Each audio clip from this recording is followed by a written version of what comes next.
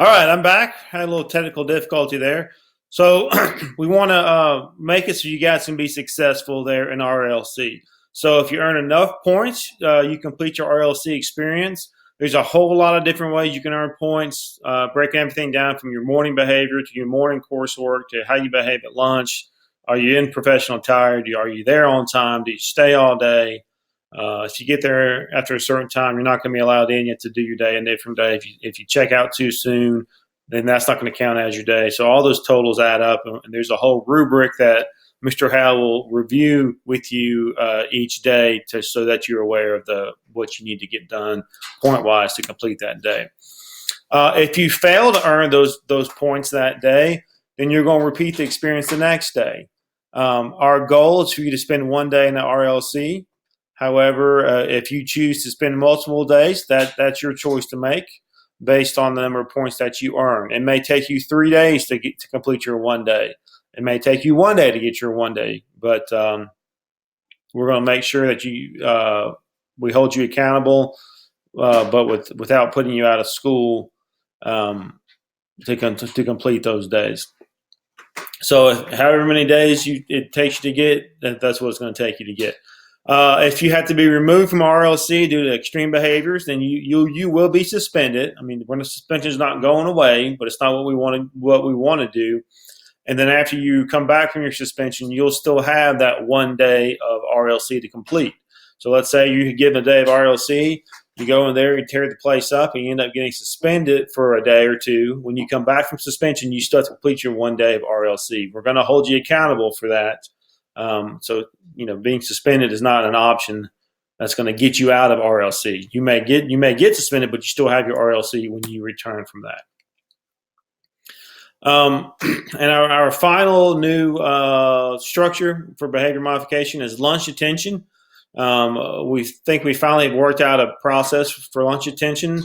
And the purpose of lunch attention right now is a consequence for first block tardies.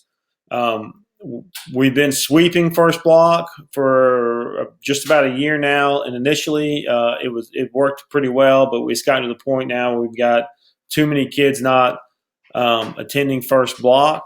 They're missing instruction, and it's making it unmanageable under our current ISS and RLC structures that we're putting in place to house 50 to 60 kids in ISS for a block. So we're going to do away with tardy sweeps, but we're not going to do away with holding you accountable for first block tardies.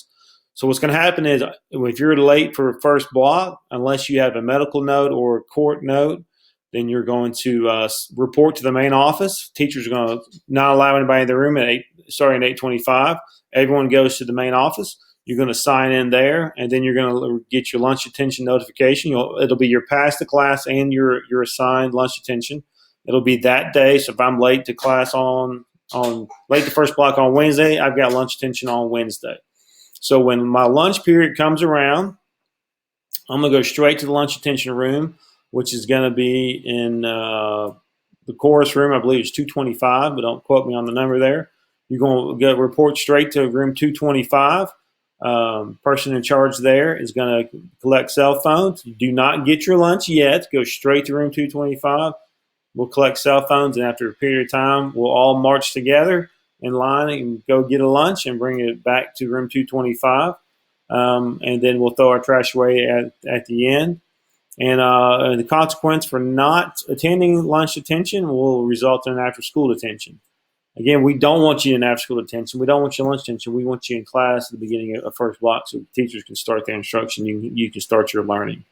I know I've thrown a lot of stuff at you, and we'll go over this in more detail should you end up in one of these ISS or RLC or lunch detention. But the purpose of those things is we're trying to create a safe learning environment where kids are focused on getting their education. We can't allow students to hold other folks back from missing instruction by being a distraction to the classroom or the learning environment. But at the same time, we don't want to just put kids out so they're suspended. We want to try and find some restorative process that allows that student to determine when they get to reenter the regular learning environment by earning points through positive behavior. Thank you for your attention today, guys. I appreciate you guys. I love every one of y'all. Hope you have a great week here at Fulton High School. Thank you.